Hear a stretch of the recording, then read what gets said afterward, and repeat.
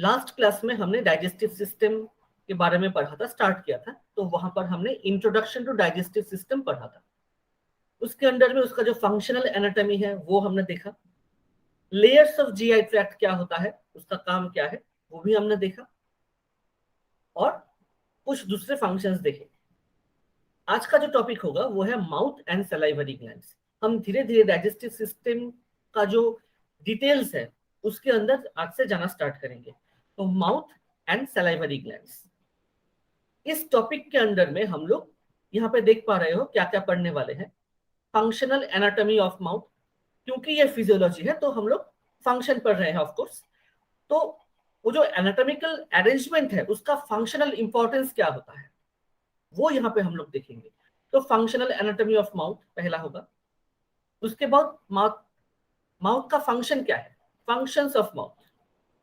उसके बाद जो इंपॉर्टेंट टॉपिक आएगा वो है सलाइवरी ग्लैंड्स, जो कि बहुत ही इंपॉर्टेंट है। सलाइवरी ग्लैंड्स के साथ है सलाइवा का कॉम्पोजिशन, उसका प्रॉपर्टीज क्या है, फंक्शन क्या होता है, और ये सिक्रीशन कैसे होता है ये देखेंगे। उसके बाद हम लोग देखेंगे कि कुछ दवाई या फिर केमिकल का इफेक्ट क्या होता है हमारे सलाइवरी सिक्रीशन पर, ये बहुत इंपॉर्टेंट होता है। और लास्ट में कुछ डिजीजेस या फिर क्लिनिकल एस्पेक्ट को हम लोग रिलेट करेंगे जो आज हमने पढ़ा। तो ये टॉपिक आज हम लोग शुरू करते हैं, माउथ एंड सलाइवरी ग्लैंड्स। तो यहाँ पे सबसे पहले फंक्शनल एनाटॉमी ऑफ माउथ को हम लोग देखेंगे। याद करो लास्ट क्लास में हमने कहा था कि माउथ को हम लोग ओरल कैविटी या फिर बकल कैविटी कहते हैं। कैविटी का मतलब एम्प्टी स्पेस। Yes. तो ठीक है, तो माउथ के अंदर जो एम्प्टी स्पेस है उसे हम लोग ओरल कैविटी कह रहे हैं या फिर बकल कैविटी कह रहे हैं। तो ये माउथ का ही दो अलग सा नाम है।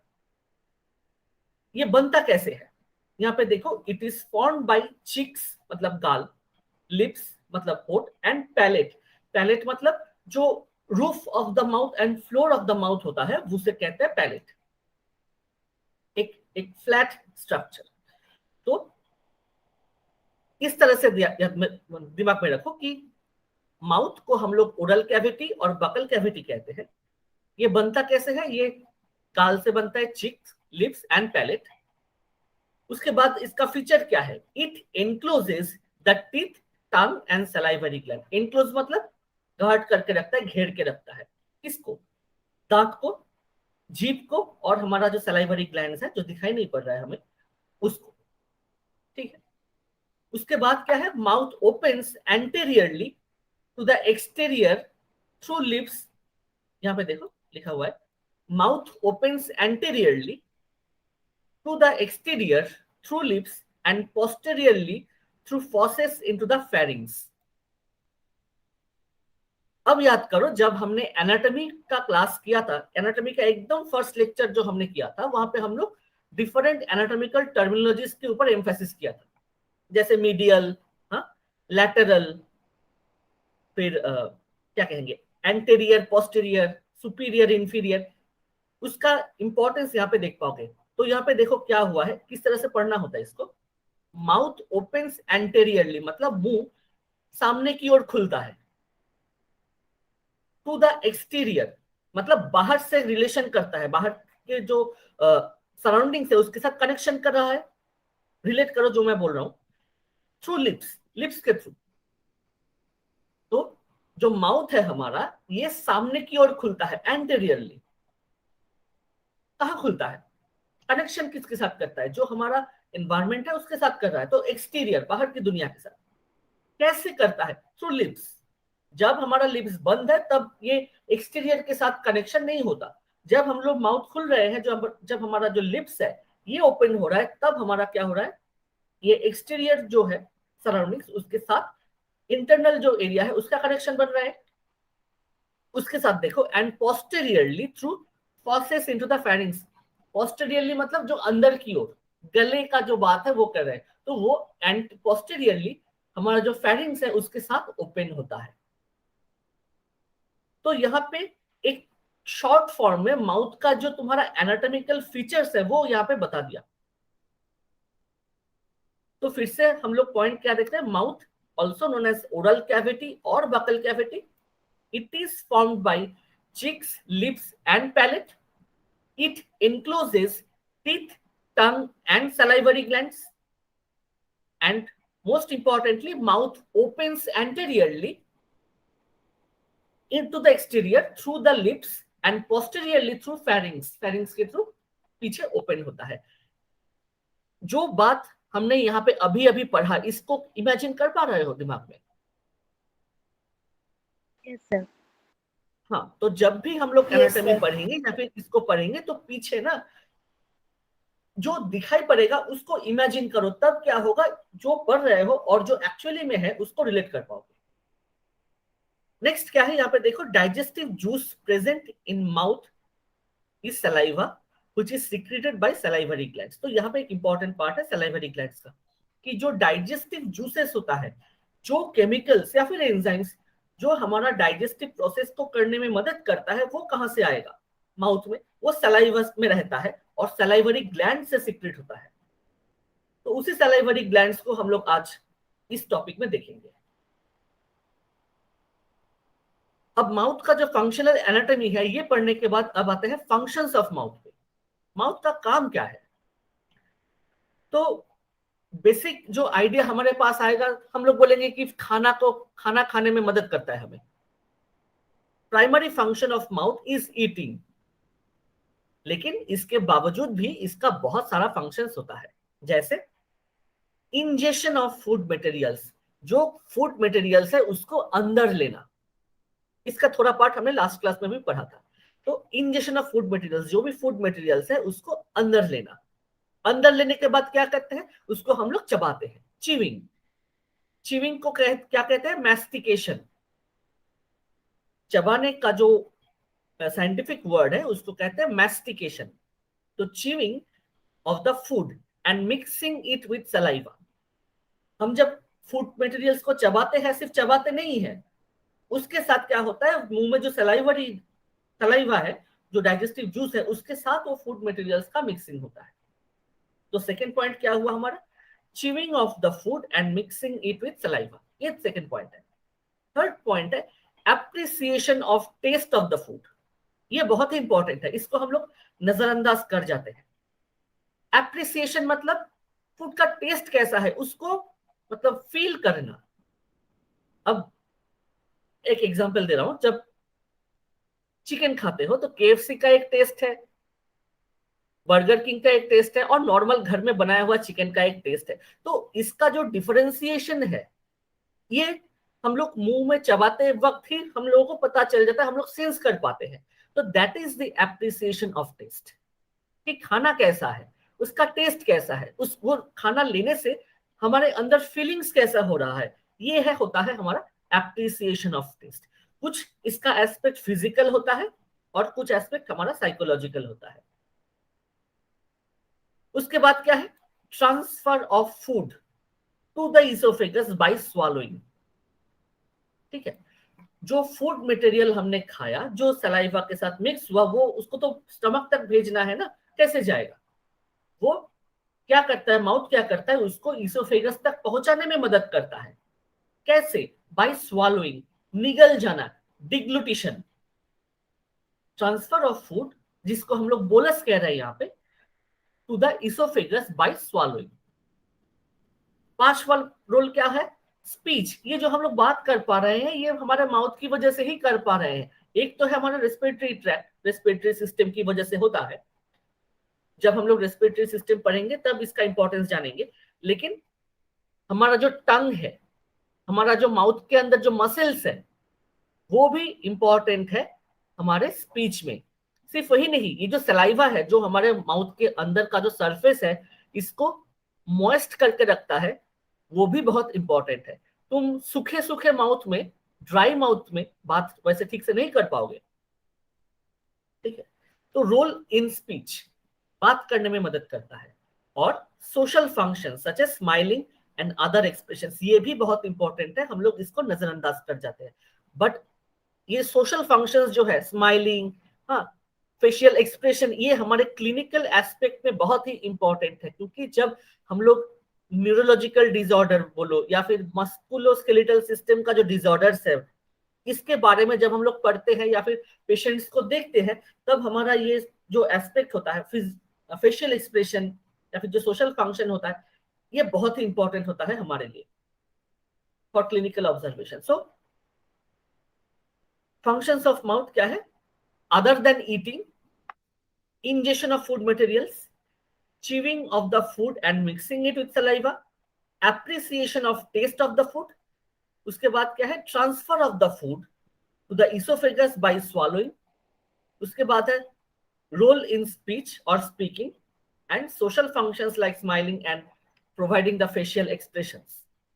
यहां तक क्लियर हुआ basic functions of mouth? Yes sir. अच्छा, इसके बाद आते हैं हमारा जो इंपॉर्टेंट एक एस्पेक्ट होता है डाइजेशन का, सलाइवरी ग्लैंड्स। कुछ कुछ सलाइवरी ग्लैंड्स का जो नाम है वो बहुत ही कॉमन है, हम डेली यूज करते हैं, और कुछ कुछ का नाम हम उतना यूज नहीं करते, बट दे आर इंपॉर्टेंट। वो नहीं रहेंगे तो टोटल डाइजेशन प्रोसेस ठीक से नहीं हो पाएगा, उसी के बारे में आज जानेंगे। तो यहाँ पे देख सकते हो कि सलाइवरी ग्लैंड्स जब पढ़ रहे हैं यहाँ पे, in humans the saliva is secreted by 3 pairs of major salivary glands and some minor salivary glands। जैसा मैंने कहा अभी अभी कि ये जो सलाइवरी ग्लैंड्स है, जो सलाइवा सिक्रेशन होता है वो सलाइवरी ग्लैंड से सिक्रेट होता है। अब ये जो सलाइवरी ग्लैंड्स है, इसको 2 हिस्सों में डिवाइड कर दिया गया बेस्ड ऑन देयर फंक्शन।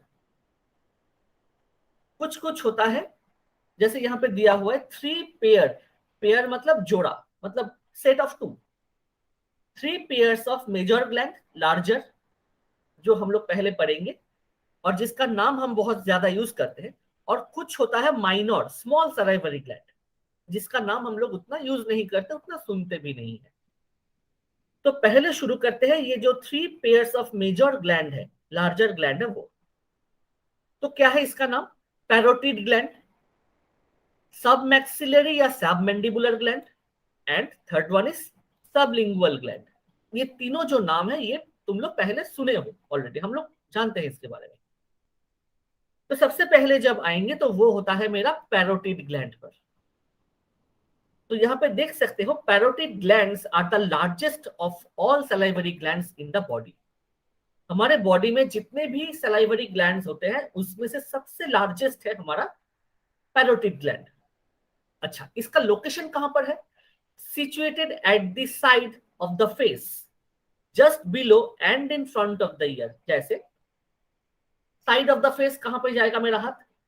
ये वाला है ना साइड ऑफ द फेस, तो situated at the side of the face। अब मैं ये हाथ दोनों साइड में क्यों दे रहा हूं? यहाँ पे देखो पहले कहा गया था कि पेयर ऑफ द ग्लैंड्स, वो बाइलेटरली प्रेजेंट रहेगा, दोनों साइड में प्रेजेंट रहेगा। तो situated at the side of the face, just below and in the front of the year. अगर साइड से देखेंगे तो ये जो कान है ना हमारा ईयर, इसके ठीक नीचे यहाँ पर और सामने की ओर इस साइड ऐसे ऐसे जो लोकेशन आएगा, इस लोकेशन में हमारा ये पैरोटिड ग्लैंड प्रेजेंट है in both the sides, laterally, sorry bilaterally. ठीक है, तो जब भी पढ़ोगे इस तरह से लोकेशन हैंड्स करके, मतलब फील करके पढ़ो, तब जाके वो सरफेस एनाटॉमी का जो पार्ट है वो भी एक साथ पढ़ते पढ़ते आ जाएगा। तो it is situated at the side of the face, just below and in front of the year. Next क्या बताया गया है? एडल्ट ह्यूमन बीइंग में इसका वेट होता है 20 to 30 gram. Healthy adult human being में इसका वेट होता है 20 to 30 gram. Secretions from these glands are emptied into the oral cavity by stents and duct। ये एक इंपॉर्टेंट एस्पेक्ट है कि जब भी हम ग्लैंड की बात कर रहे हैं तो हमें एक कैसा स्ट्रक्चर दिमाग में आना चाहिए? एक पाउच लाइक स्ट्रक्चर, एक थैले जैसा। अब थैले जैसा या फिर एक बैलून जैसा, उसके अंदर क्या रहेगा? ये डाइजेस्टिव जूसेस रहेगा। तो एक राउंड स्ट्रक्चर जिसके अंदर लिक्विड सब्सटेंस भरा हुआ है। अब ग्लैंड के अंदर लिक्विड सब्सटेंस भरा हुआ है या डाइजेस्टिव जूस भरा हुआ है, सिर्फ वो समझने से नहीं होगा, उसको निकलना भी है वहां से। कहां पर? जहां पे उसका एक्चुअल एक्शन होगा तो यहाँ पे हम लोग क्या पढ़ रहे हैं कि पैरोटिड ग्लैंड का जो कंटेंट है, मतलब जो डाइजेस्टिव जूस है, वो कहाँ पे रिलीज हो रहा है? माउथ के अंदर रिलीज हो रहा है, ओरल कैविटी में रिलीज हो रहा है। लेकिन किसके थ्रू होगा? एक पाइप के थ्रू होगा, एक डक्ट के थ्रू होगा। यहाँ पे डक्ट का मतलब है पाइप या फिर ओपनिंग। किसका ओपनिंग? इस ग्लैंड का ओपनिंग। उसका नाम क्या है? Stenson duct. स्टेनसन एक साइंटिस्ट का नाम है जिन्होंने ये जो डक्ट है इसको आइडेंटिफाई किया था फॉर द फर्स्ट टाइम, इसलिए उनके ऑनर में इस डक्ट का नाम दिया गया, स्टेनसन डक्ट। तो पैरोटिड ग्लैंड का जो कंटेंट है वो माउथ में या ओरल कैविटी में रिलीज होता है with the help of Stensen duct. ये जो स्टेनसन डक्ट है इसका साइज कितना है? 35 मिलीमीटर टू 40 मिलीमीटर लॉन्ग, लंबाई में, लेंथ में 35 मिलीमीटर टू 45 मिलीमीटर लॉन्ग है, एंड ओपन्स इनसाइड द चिक against the upper second molar tooth. Opens inside the चिक मतलब गाल के अंदर खुलता है, मतलब इनर साइड पे, ठीक है, इनसाइड द चिक against the upper and second molar tooth. अब मोलर टूथ यहाँ पे होता है ना, लास्ट वाला जो हमारा 3 सेट ऑफ टूथ है वो मोलर होता है। तो उस मोलर टूथ के ठीक बगल में रहता है, उसका जो साइड में जो हमारा गाल होता है, चीक का जो एरिया होता है, वहीं से ये हमारा जो स्टेनसन डक्ट होता है या फिर डक्ट ऑफ स्टेनसन, ये वहां पे ओपन होता है, रिलीज होता है। ये बात क्लियर हुआ?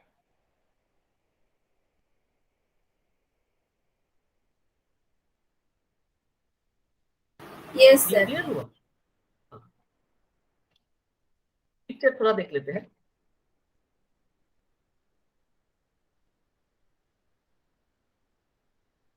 ये देखो, यहाँ पे पिक्चर देख पा रहे हो?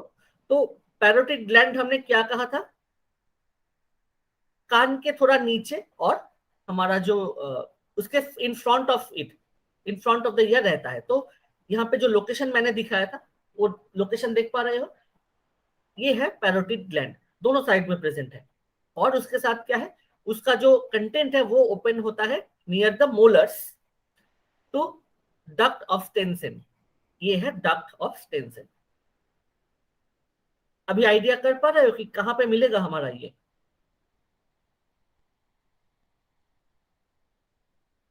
अच्छा, नेक्स्ट हम लोग आते हैं, यस सर। नेक्स्ट हम लोग आते हैं सब मैक्सिलरी पे। अब सब मैक्सिलरी या फिर सब मैंडिबुलर, इस नाम से ही पता चल रहा है कि इसका लोकेशन कहाँ पे हो सकता है। सब का मतलब है नीचे या फिर अंदर। मैक्सिलरी या मैंडिबुलर जब हम लोग बोलेंगे, हम लोग उस पर्टिकुलर जो हमारा जो बोन है उसको डिनोट करेंगे। तो ये होता है हमारा मैक्सिला और ये होता है हमारा मैंडिबल। तो ये जो ग्लैंड है, ये मैक्सिला मैंडिबल ये दोनों के नीचे होता है, तो इससे इसलिए इसको कहेंगे सब मैंडिबुलर ग्लैंड या फिर सब मैक्सिलरी ग्लैंड। इसका लोकेशन हम लोग देख रहे हैं। तो यहाँ पे देखो क्या लिखा हुआ है, सब मैक्सिलरी ग्लैंड और submandibular gland are located in submaxillary triangle medial to mandible. यहाँ पे देख पा रहे हो क्यों, इसलिए हम लोगों ने वो वर्ड्स पहले पढ़ा था एनाटॉमी में। तो ये जो सब मैक्सिलरी सब मैंडिबुलर ग्लैंड है, दोनों एक ही है, located in the sub maxillary triangle. ये जो सब मैक्सिलरी एरिया है इसका यहाँ पे एक ट्राइंगुलर एक इमेजिनरी रीजियन होता है। मैं देखता हूँ यहाँ पे पिक्चर अवेलेबल है या नहीं।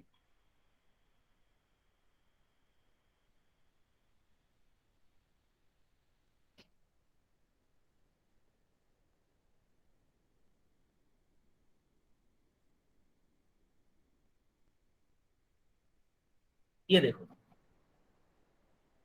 ये होता है वो वाला ट्राइंगल, ठीक है। तो यहाँ पे क्या लिखा हुआ है? Submaxillary triangle medial to mandible. Mandible के मीडियल में, मीडियल मतलब towards the center, toward the mid line. तो जो मैंडिबल है उसके मीडियली जा रहा है ये, क्लियर है? तो यहाँ पे साइड पिक्चर दिया हुई देखो, ये जो लोकेशन है ये होता है हमारा वो ट्राइंगल। ये देखो, लोकेशन क्लियर हुआ?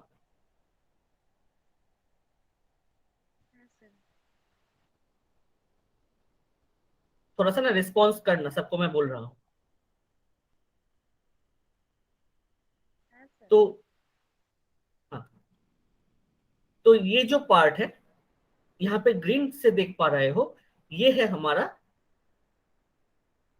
सब maxillary triangle, medial to mandible. उसके बाद क्या है, each gland weighs about 8 to 10 ग्राम।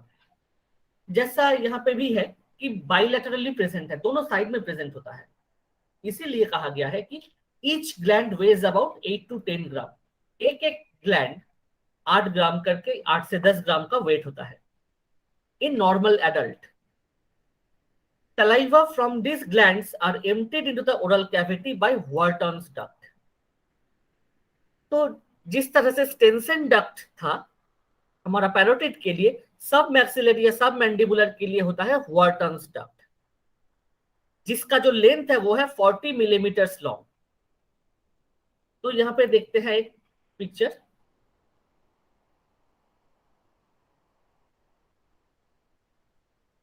ये देखो यहाँ पर, इसके नीचे है हमारा ये सब मैंडिबुलर ग्लैंड एंड डक्ट होता है, यहाँ पे Wharton's duct रहता है हमारा।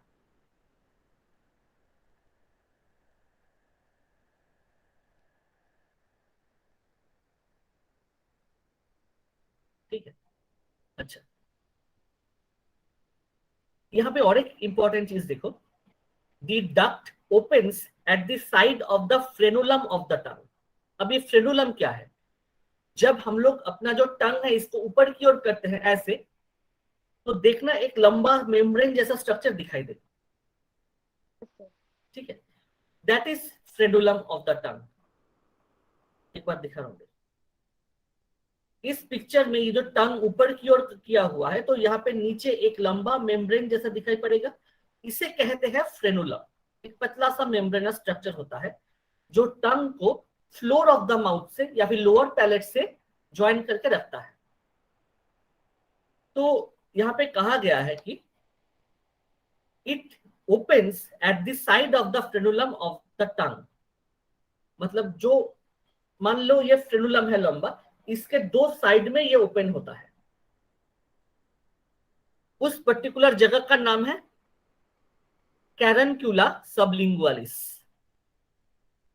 फ्रेनुलम के दो साइड में जो पोर्शन है जहां पर ये वर्टन्स डक्ट ओपन होता है, उसका नाम है कैरनक्यूला सबलिंगुअलिस। ठीक है, यहां तक क्लियर हुआ? স্যার এই জায়গাটা একবার বলুন না, ওই যে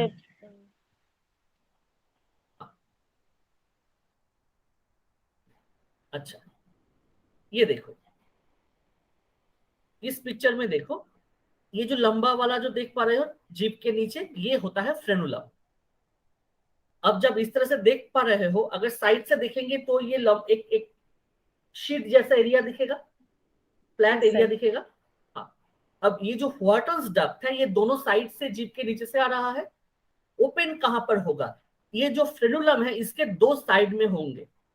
ये पिक्चर देख पा रहे हो, यहाँ पे थोड़ा सा, मतलब क्या कहेंगे, बल्ज जैसा दिखाई पड़ रहा है, थोड़ा सा क्या कहेंगे उसे, प्रोमिनेंस दिखाई पड़ रहा है यहाँ पर। तो इस दोनों साइड से निकलता है मेरा व्हार्टन्स डक्ट।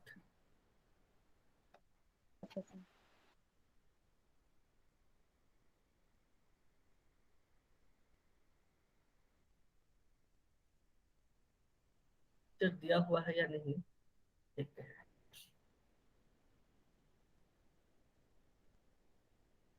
ये देखो, ये एक्चुअली में दिखाई नहीं पड़ता, बट यहाँ पे एक दिखाया जा रहा है।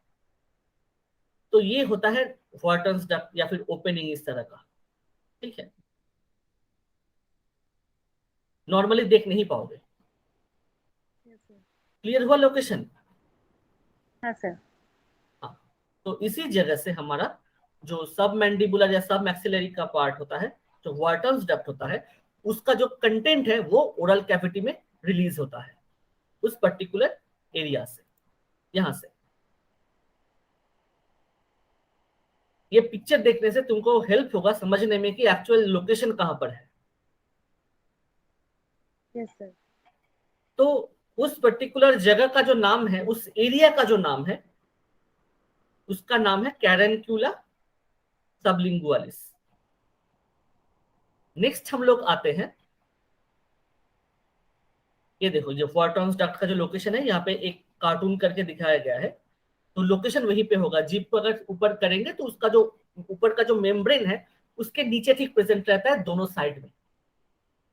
जो ओपनिंग तुमने देखा वो नॉर्मली देख नहीं पाओगे, दिखाई नहीं देगा नॉर्मली, लेकिन है वहां पर। थर्ड क्या है? सब लिंगुअल ग्लैंड। इस नाम को जब हम लोग पढ़ेंगे सब लिंगुअल, जैसे मैंने कहा कि सब का मतलब है नीचे, लिंगुअल का मतलब है रिलेटेड टू टंग, जीभ के नीचे सब lingual gland. Sublingual gland are the smallest salivary glands situated in the mucosa or the floor of the mouth.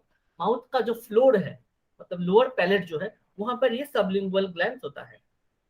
अब क्योंकि ये जीभ के नीचे रहता है, टंग के नीचे रहता है, इसलिए इसको कहते हैं सबलिंगुअल ग्लैंड। यहाँ पे ग्रीन कलर का लोकेशन देख पा रहे हो, ये जीभ के ठीक नीचे रहता है, इसीलिए sublingual, below the tongue.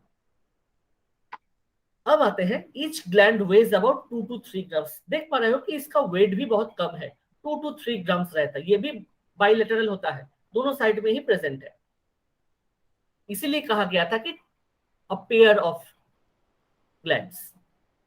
salivary gland from this saliva from these glands is poured into 5 to 15 small duct। जैसा हमने सब मैक्सिलरी, सब मैंडिबुलर या फिर हमारा जो पैरोटिड था वहां पे एक एक ग्लैंड्स को हम लोग प्रोमिनेंस दे रहे थे, यहाँ पर बहुत मल्टीपल डक्ट्स होते हैं, मल्टीपल ओपनिंग होता है इसका। और उसका नाम क्या है? Ducts of Rivinus, ducts of Rivinus. ठीक है, तो जो सबलिंगुअल ग्लैंड है उसका जो कंटेंट होगा वो रिलीज होता है हमारा डक्ट ऑफ रिवीनस से, ये मल्टीपल होता है। This ducts open on small papilla beneath the tongue. हमारे जीभ के नीचे की ओर इसका जो ओपनिंग है, सारे ओपनिंग वहां पे होता है, अंडर द टंग रहता है। इन सारे डक्ट ऑफ रिविनस में से एक डक्ट होता है जो कि लार्जर है। One of the duct is larger, is called Bartholin duct. तो ये शॉर्ट क्वेश्चन आ सकता है कि सबलिंगुअल ग्लैंड्स जो है उसका डक्ट का, उसमें जो डक्ट्स होते हैं उसका जनरल नाम है डक्ट्स ऑफ रिविनस, लेकिन उसमें एक लार्जर जो होता है, उन सारे में से जो सबसे बड़ा ग्लैंड डक्ट होता है उसका एक स्पेसिफिक नाम दिया गया है जिसको कहते हैं बार्थोलिन डक्ट। ठीक है, तो Bartholin duct is a part of ducts of Rivinus group. ये क्लियर हुआ?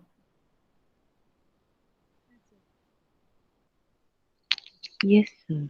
अच्छा, यस सर। ठीक है। इसके बाद देखो, it drains the anterior part of the gland and opens on the caruncula sublingualis near the opening of submaxillary duct।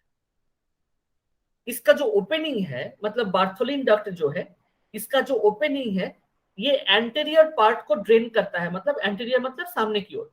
तो mouth का जो सामने वाला हिस्सा है, ग्लैंड का जो एंटीरियर एस्पेक्ट है, वहां पर इसका ड्रेनेज होता है। ड्रेनेज मतलब जहां से लिक्विड निकल रहा है। और कहां पे ओपन, कहां पे होगा? वो जो कैरेंक्युला सबलिंगुअलिस जो रीजन हमने बताया था फ्रेडुलम के दो साइड पे, तो वहां पर जो सबमैक्सिलरी डक्ट है, सबमैक्सिलरी डक्ट मतलब यहाँ पे वाटर्स डक्ट की बात कर रहे हैं हम लोग, वाटर्न डक्ट के आसपास ये जो डक्ट ऑफ रिविनस है वो वहां पे ओपन होगा।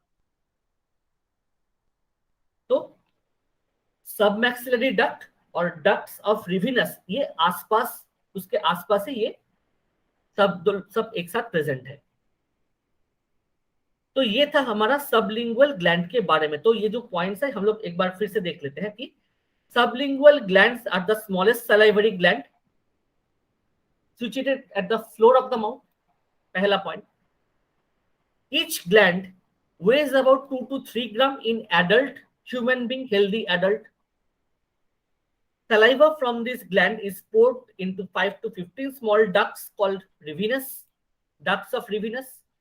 5 से 15 स्मॉल डक्ट्स होते हैं इसके। ये डक्ट्स, सारे डक्ट्स कहां पे ओपन होगा? जीभ के नीचे ओपन होता है, अंडर द टंग, इसीलिए सबलिंगुअल। इन सारे डक्ट्स ऑफ रिविनस में से एक होता है जो कि बहुत लेंथ पे बड़ा होता है, उसका नाम दिया गया है बार्थोलिन डक्ट। अब ये जो बार्थोलिन डक्ट है ये ड्रेन होता है, ड्रेन करता है anterior part of the gland, मतलब सामने की ओर। कहां पर? वो जो कैरेंकुलर सबलिंगुअलिस रीजन है उस जगह पर, near the opening of submaxillary duct. जो व्हाटर्स डक्ट है उसके आसपास ये डक्ट आके ओपन होता है। तो ये था हमारा मेजर सलाइवरी ग्लैंड्स जो है यहाँ पर, जैसे पैरोटिड ग्लैंड हमने कहा, सबमैक्सिलरी सबमैंडिबुलर कहा, और यहाँ पे हमारा हो गया सबलिंगुअल ग्लैंड। तो यहाँ पे एक टेबल करके दिया हुआ है। पैरोटिड ग्लैंड के लिए स्टेंसन डक्ट होता है, सबमैक्सिलरी ग्लैंड के लिए होता है हमारा व्हाटर्स डक्ट, और सबलिंगुअल ग्लैंड के लिए होता है ducts of Rivinus and specifically Bartholin duct.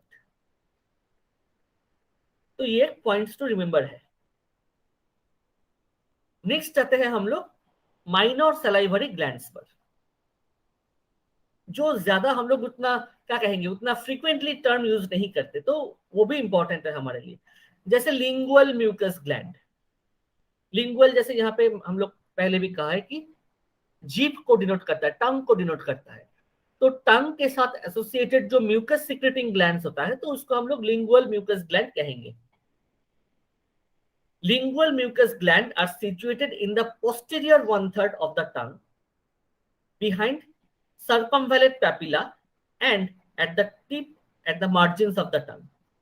तो ये जो टर्म्स यहाँ पे हम लोग पढ़ रहे हैं ये थोड़ा सा अटपटा लग सकता है अभी, क्योंकि ये हम लोग एनाटॉमी में पढ़ेंगे। तो यहाँ पे सिर्फ ये चीज समझ के रखो कि लिंगुअल म्यूकस ग्लैंड भी होता है जो कि हमारे टंग में प्रेजेंट है। कहां पर? टंग के एंटायर सरफेस में, डिफरेंट एरिया में ही वो फैला हुआ है। जैसे पोस्टीरियर 1/3, पोस्टीरियर मतलब पीछे की ओर। अगर हम लोग टंग के स्ट्रक्चर को देखेंगे एनाटॉमी में तो उसके पीछे की ओर जो एरिया होता है वहां पर मेनली ये लिंगुअल म्यूकस ग्लैंड प्रेजेंट है। दूसरा क्या है? लिंगुअल सिरस ग्लैंड। सिरस मतलब लिक्विड सब्सटेंस होता है, तो ये भी प्रेजेंट होता है हमारे टंग के ऊपर। ये पेपिला जो वर्ड है, सर्कमवेलेट पेपिला, फाइलीफॉर्म पेपिला, ये मैं अभी पिक्चर दिखा देता हूं।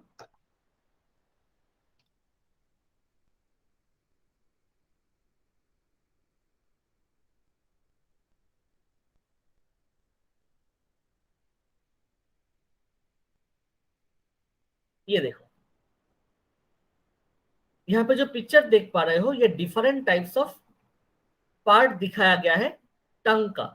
जैसे यहाँ पे बहुत सारे पेपिला का नाम दिया है, vallate papilla, fungiform papilla, filiform papilla, ठीक है, फोलिएट पेपिला, ऐसे बहुत सारे पेपिला होता है जीभ में हमारा। तो पेपिला ऑफ द टंग। फिर आता है सर्कमवेलेट पेपिला। यहाँ पे देख सकते हो, अगर जीभ को आईने में देखोगे प्रॉपरली तो अंदर की ओर एकदम जीभ के डीप में जाना पड़ेगा, तो वहां पर हमें ये पेपिलास दिखाई पड़ेंगे। तो बहुत सारे होते हैं ऐसे।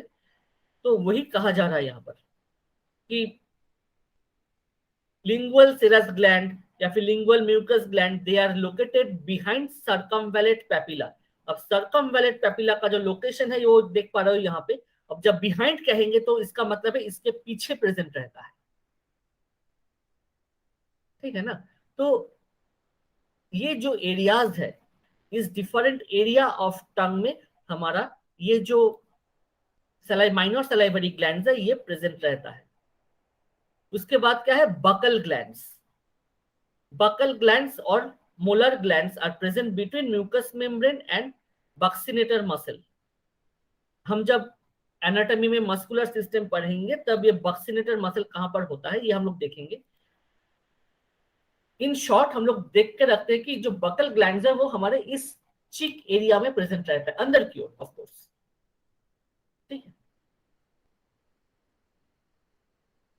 तो ये देखो, they are present around the terminal part of parotid duct. ये जो पैरोटिड ग्लैंड का जो डक्ट होता है हमारा, स्टेंसन डक्ट, उस स्टेंसन डक्ट के आसपास प्रेजेंट रहता है बकल ग्लैंड्स। उसके बाद क्या है, लैबियल ग्लैंड्स। लैबिया का मतलब है लिप्स, होंठ। तो labial glands are situated beneath the mucous membrane around the orifice of the mouth. यहाँ पे एक वर्ड है ओरिफिस। ओरिफिस का मतलब क्या, राउंड ओपनिंग, या फिर किसी भी ओपनिंग को कहेंगे ओरिफिस। अब ओरिफिस ऑफ माउथ मतलब मुंह का जो ओपनिंग है वो। तो माउथ के आसपास मतलब अंदर की ओर जो म्यूकस मेम्ब्रेन है हमारा, वहां पर रहता है लैबियल ग्लैंड्स। तो यहां से नाम से ही तुम रिलेट कर पाओगे, एनाटॉमिकल लोकेशन रिलेट कर पाओगे कि लैबियल ग्लैंड्स क्यों। लैबिया मतलब लिप्स और ग्लैंड्स का मतलब है, ग्लैंड्स तो हमें पता ही है। तो लिप्स के साथ एसोसिएटेड जो ग्लैंड्स है उसे हम लोग लैबियल ग्लैंड्स कहेंगे। और ये कहां पे प्रेजेंट होगा, म्यूकस मेम्ब्रेन में प्रेजेंट होगा। कहां पर, inside the mouth, orifice of the mouth, मतलब माउथ का जो हमारा ये जो ओपनिंग है ना, इसके आसपास ये प्रेजेंट रहता है अंदर की ओर। क्लियर हुआ? Yes sir. हाँ, और एक ग्लैंड है palatal gland. Palatal glands are found beneath the mucous membrane of the soft palate. हमारा तो माउथ में ऊपर की ओर अगर जाएंगे तो हार्ड पैलेट है, उसके बाद सॉफ्ट पैलेट है। तो सॉफ्ट पैलेट के अंदर भी म्यूकस मेम्ब्रेन होता है। तो उस सॉफ्ट पैलेट के अंदर अगर माउथ को हाँ करके देखेंगे, ओपन करके देखेंगे, तो सामने वाला जो रूफ ऑफ द माउथ है, जो हम लोग टंग से फिल कर सकते हैं, तो वो होता है हमारा हार्ड पैलेट। और उसके ठीक पीछे चले जाएंगे तो वो हो जाएगा मेरा सॉफ्ट पैलेट। उस सॉफ्ट पैलेट में म्यूकस मेम्ब्रेन्स रहता है। उस म्यूकस मेम्ब्रेन्स के ठीक नीचे की ओर, मतलब अंडरलाइंग सरफेस में, हमारा ये पैलेटल ग्लैंड्स रहता है। तो पैलेटल मतलब glands related to palate, in this case soft palate.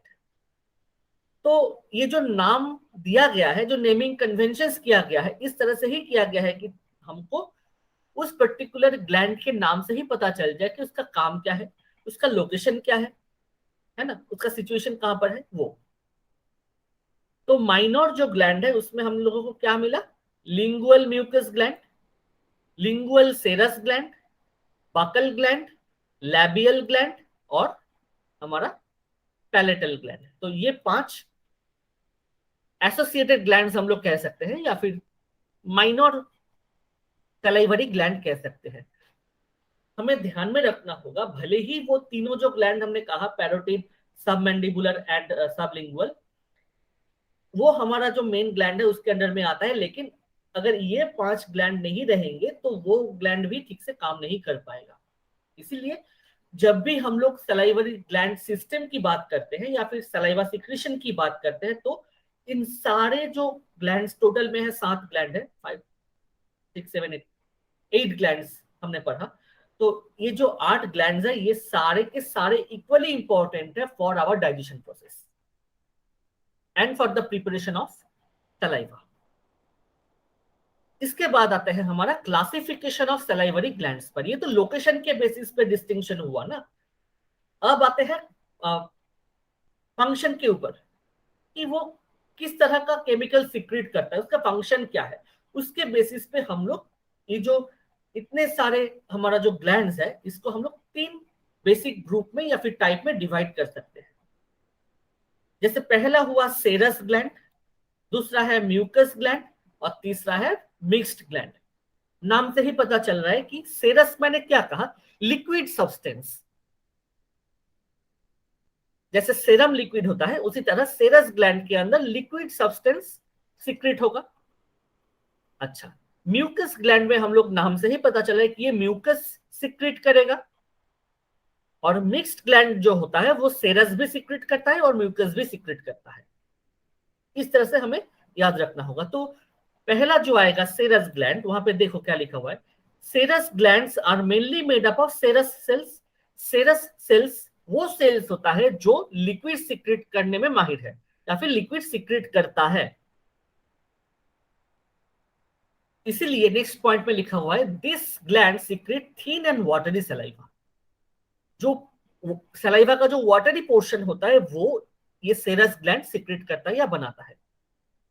तो यहाँ पे देख सकते हो पैरोटिड ग्लैंड जो है हमारा और जो लिंगुअल सेरस ग्लैंड है they all are serous gland. Parotid gland और लिंगुअल ग्लैंड जो होता है वो सब सेरस ग्लैंड है, वाटरी सब्सटेंस बनाता है सलाइवा का जो कंपोनेंट है। म्यूकस ग्लैंड की अगर बात करेंगे तो mucous glands are mainly made up of mucous cells. जो सेल्स म्यूकस ही बनाएगा, म्यूकस मतलब थिक कंसिस्टेंसी वाला जो कंपोनेंट होता है उसे म्यूकस कहते हैं। This gland secret thick viscous saliva. देखो यहाँ पे लिक्विड नहीं है, ये विस्कस हो गया, थोड़ा घना हो गया। With high mucin content, mucin करके केमिकल होता है जो म्यूकस में रहता है, तो वो भी वहां पे रहेगा। तो lingual mucous gland, buccal gland and palatal glands belong to this type. जो लिंगुअल म्यूकस ग्लैंड है, जो बकल ग्लैंड है पैरोटिड ग्लैंड के पास जो रहता है हमारा, और जो पैलेटल ग्लैंड है जो सॉफ्ट पैलेट वाला हमने पढ़ा, ये सारे जो है ये म्यूकस सिक्रेट करने वाले ग्लैंड्स होते हैं। तो based on the type of secretion इसको हमने म्यूकस ग्लैंड्स के अंडर में ग्रुपिंग कर दिया। और थर्ड पार्ट जो आएगा हमारा वो है मिक्स्ड ग्लैंड। मिक्स्ड ग्लैंड में नाम से ही पता चल रहा है कि वो सेरस भी सिक्रेट करता है वाटरी सब्सटेंस, और जरूरत पड़ने पर म्यूकस भी सिक्रेट कर पाता है। तो दोनों दोनों ही है। तो mixed glands are made up of both serous and mucous cells. इसमें सेरस सेल्स भी है और म्यूकस प्रोड्यूसिंग सेल्स भी है। तो submandibular, sublingual and labial glands are mixed gland. तो सबमैंडिबुलर, सबलिंगुअल एंड ये जो है labial glands, they all are mixed gland. तो क्लियर हुआ ये classification of salivary gland based on the type of secretion. पहला वाला था based on its structure and location. तो ये दो डिस्टिंक्शन हुआ। क्लासिफाई हम लोग इस दोनों तरह से कर सकते हैं। पहला वाला हमने पढ़ा क्लासिफिकेशन बेस्ड ऑन अपीयरेंस या फिर anatomical features and its location. अब अब भी जो हमने देखा जो तीन ग्रुप है मेजोरिटी में, वो है classification of salivary glands based on the type of secretion और its characteristics of its products. यहां तक क्लियर हुआ? Yes sir. Yes, sir. अच्छा, Yes. नेक्स्ट जो हम लोग आएंगे वो है structure and duct system of salivary glands. Structure and duct system of salivary glands. तो यहां पे देखो लिखा हुआ है salivary glands are formed by acini और एल्वियोलाई। ये जो वर्ड है एसिनी का मतलब है एक बैग लाइक स्ट्रक्चर और सैक लाइक स्ट्रक्चर। यहाँ पे अगर पिक्चर देखेंगे तो देखो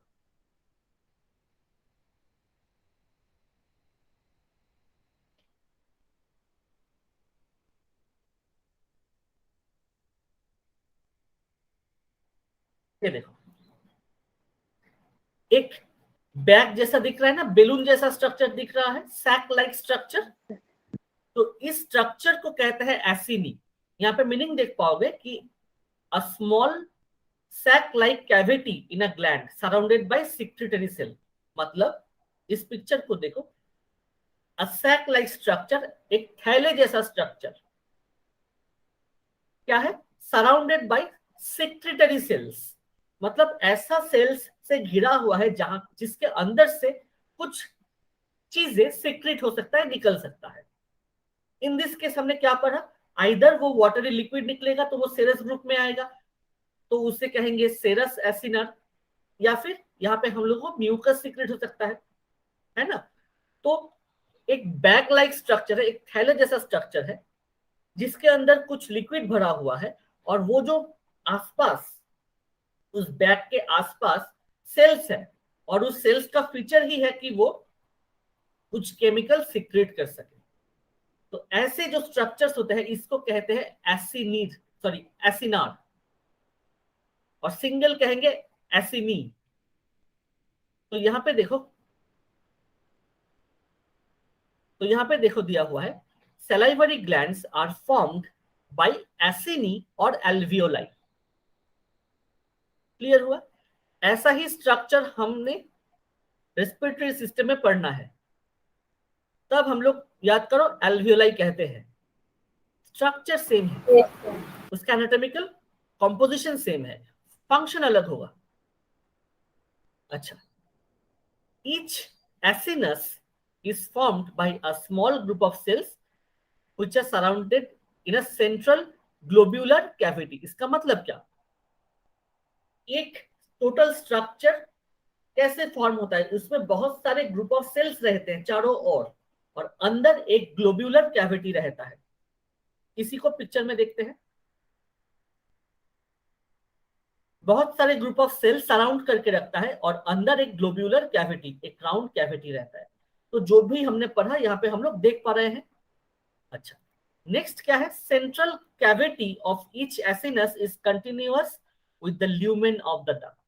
ल्यूमेन मतलब हमने लास्ट क्लास में क्या कहा था, ल्यूमेन मतलब एक खाली एरिया, पाइप के अंदर जो पोर्शन होता है जहां से एक्चुअली पानी पास करता है उसे कहते हैं ल्यूमेन।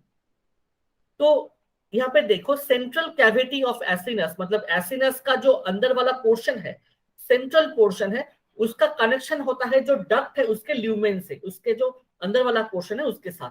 तो यहाँ पे देखो, the central cavity of the acini opens with the lumen of the duct. ये ल्यूमेन है डक्ट का, उसके साथ ओपन हुआ है। तो जो हमने पढ़ा वो यहाँ पे दिखाई पड़ रहा है या नहीं? Yes sir. Yes, sir. तो इस तरह से पिक्चर को रिलेट करके पढ़ना बहुत ही इंपॉर्टेंट है। इससे क्या होगा, जो भी तुम पढ़ रहे हो वो तुम्हारे दिमाग में बैठ जाएगा और भूलोगे नहीं। नहीं तो क्या होता, अगर मैं तुमको सिर्फ ये बोल के चला जाता, तुम लोग समझ पाते वर्ड क्या है, लेकिन एक्चुअली में कैसा दिखता है वो थोड़ा सा प्रॉब्लम हो जाता है। इसलिए हमने यहाँ पर जो पिक्चर है उसके साथ रिलेट करने के लिए बोला। अच्छा, the fine duct draining each acinus is called intercalated duct. मतलब यहाँ पे तीन वर्ड है, एक है इंटरकैलेटेड डक्ट, एक है इंट्रालोब्यूलर डक्ट और एक है इंटरलोब्यूलर डक्ट। ठीक है, इंटरकैलेटेड डक्ट किसको कह रहे हैं, the fine duct draining each acinus is called intercalated duct. देखते हैं यहाँ पे पिक्चर दिया हुआ है या नहीं।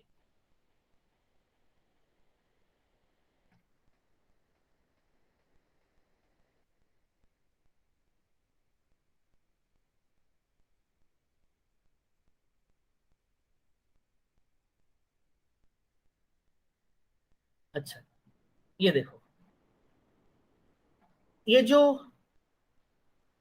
ये सैक लाइक स्ट्रक्चर है, ये एसिनी है या फिर एसिनस है। हमने क्या कहा था, इसका जो सेंट्रल कैविटी है वो ओपन होता है ल्यूमेन ऑफ द डक्ट से। तो ये जो पार्ट हुआ ये ल्यूमेन ऑफ द डक्ट है।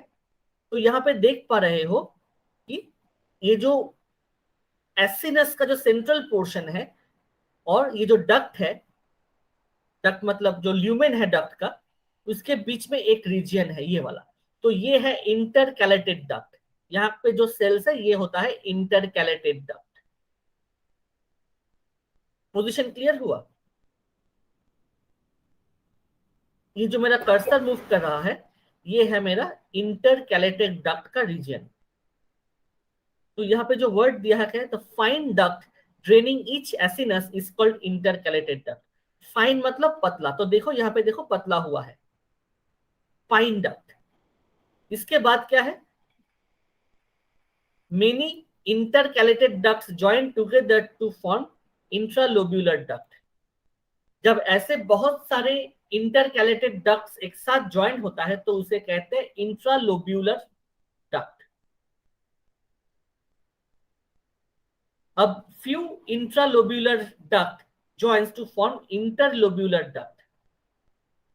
फिगर 37.2 यहाँ पे, ये देखो यहाँ पे दिया हुआ है।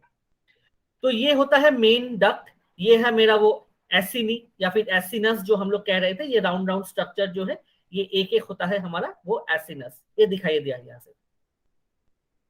तो यहाँ पे देख पा रहे हो कि इंटरकैलेटेड डक्ट, जैसा हमने कहा इस डक्ट से ज्वाइन हो रहा है, ये है मेरा इंटरकैलेटेड डक्ट। इस पिक्चर में कौन था? ये वाला रीजन।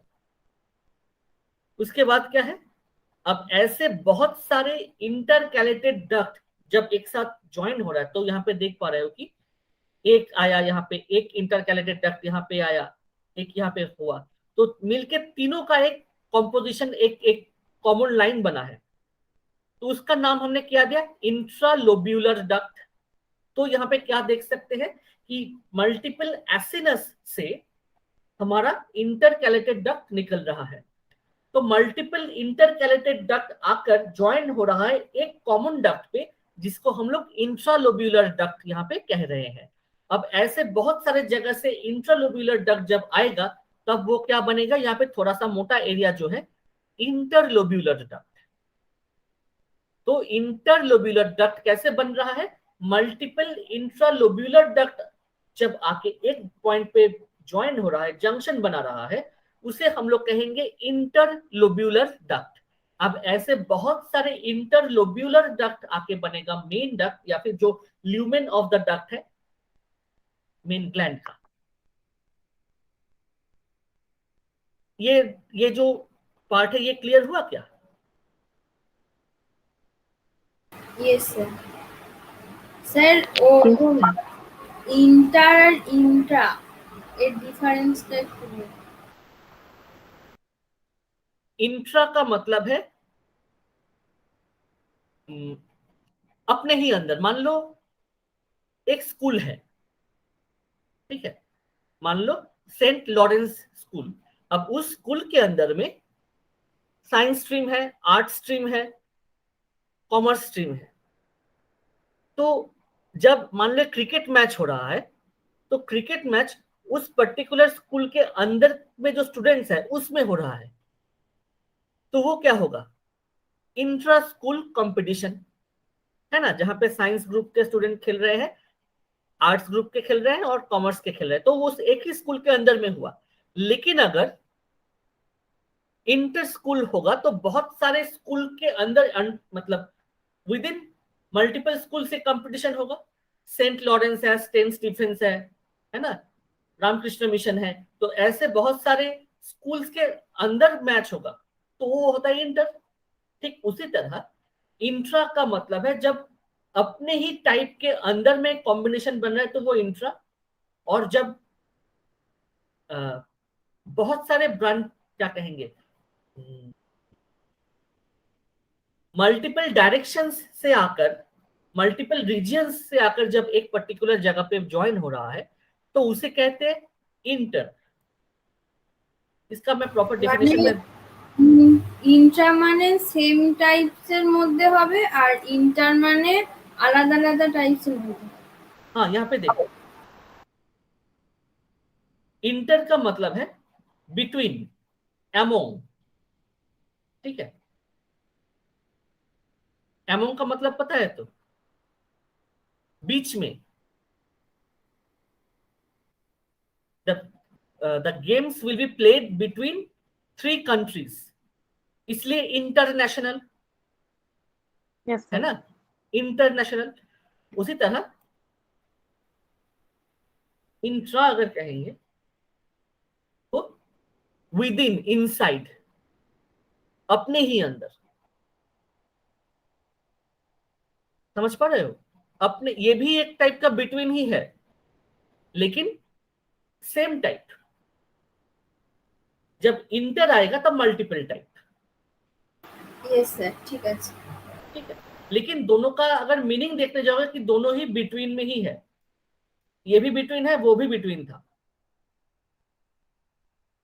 एक एक सिंपल वर्ड हम लोग डिसाइड करेंगे कि इंट्रा मतलब विद इन, अपने ही अंदर, और with in the same type.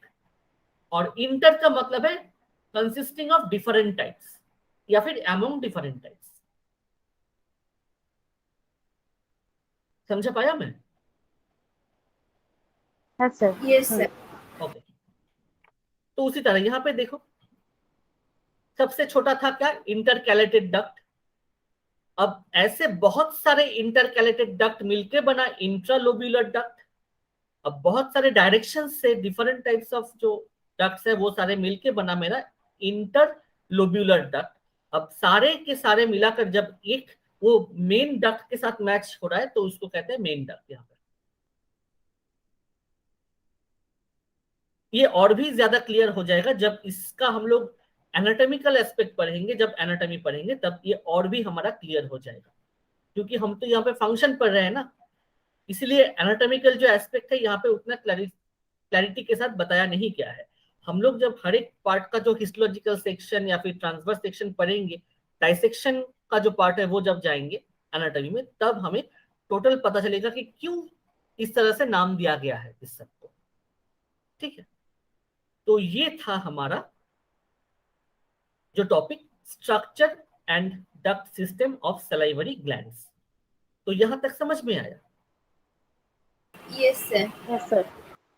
Next term में हम लोग स्टार्ट करेंगे या फिर नेक्स्ट टॉपिक जब जाएंगे तो वो होगा properties and compositions of saliva, वो हम लोग नेक्स्ट लेक्चर में हम लोग देखेंगे।